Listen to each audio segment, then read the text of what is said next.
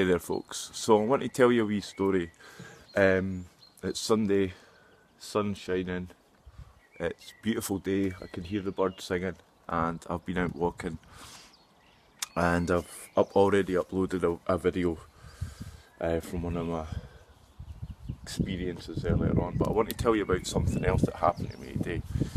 So I went out walking and decided to go walking along the footpath which runs along the old railway between essentially Comrie and St Fillan's.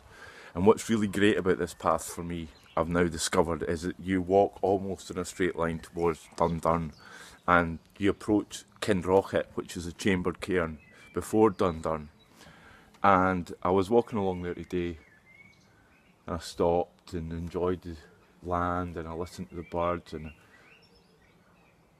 I talked to the land and I sat and I made videos and I told a wee story and I walked along there. And as I walked along there I could see, as I was approaching Kindrochet, which is essentially, it's a chambered cairn that people would have visited before they went to Dundurn. And so I'm walking along there and as I approach Kindrochet I can see the farmer in the field and he's out spreading slurry in the field. And I'm talking away to myself as I do. And I'm like, right, should I go over there? Should I really go over there? Because these farmers, they don't like people walking about in their land, especially ones with long hair. And so I decided I was going to go over, and I knew I was going to have a conversation with him. And I knew pretty soon as I was approaching Kindrochet, the tractor would slowly grind to a halt just in front of Kindrochet, which surely enough it did. So I gave him a wee wave, he gives me a wee nod back,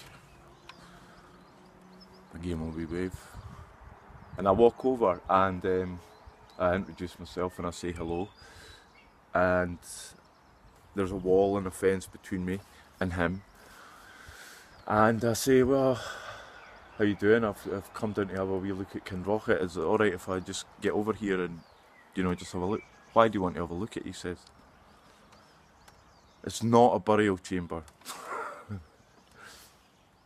Okay, I never said it was a burial chamber. I was like, come on man, you're out here spreading slurry in the field, is this your land? And he said, yeah. And I was like, well, come on, if you grew up here, you must know stories about Kindrochet. Why don't you tell me them? It's not a burial chamber, he says. And I was like, okay, so well, tell me about it then, what is it? Didn't say anything to me. But the thing was, he was gauging me and he didn't really know how to respond to me. And because he could tell that I was going to be coming over to visit Kindrochet and there was not very much that he could do about it.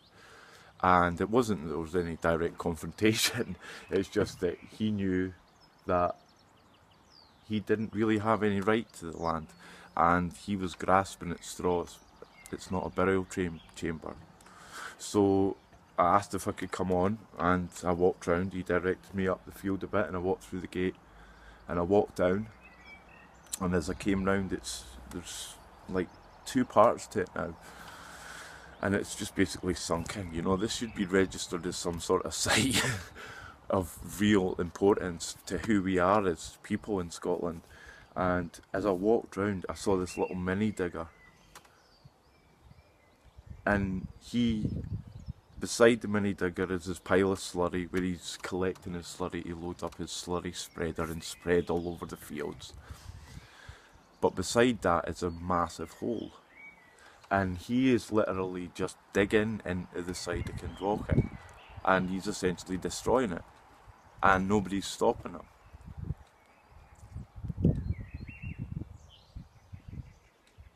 So I just sort of stood there, and he knew that I was aware of what he was doing, but I just rolled the fag and I sort of looked the other way and sort of looked like I was admiring the view that I've seen a million times before. And then the tractor now circled again, but this time it was circling around the little mini digger. And I just pretended that I wasn't really paying much attention to that. And I continued to smoke my cigarette, and I continue to look around and feel the power of that land, because it's such a powerful, beautiful spot. I wish I could take you all there, and I wish I could tell you about it the way I perceive it. And maybe people would start protecting it a little bit more if they understood what it actually means to me and what it actually means to all of us. So I stood there smoking my cigarette, and I waited, and I walked over. But there was no further conversation with the farmer. But I had a look, and he's, as I say, just digging a massive hole into the ground, and nobody's stopping him. It's a tragedy, really, and it makes me sad and it makes me angry. But what now informs that anger and sadness is that we can actually do something about it, and we can protect these places and people and things and non-humans if we really want to, and we can grow healthy human communities.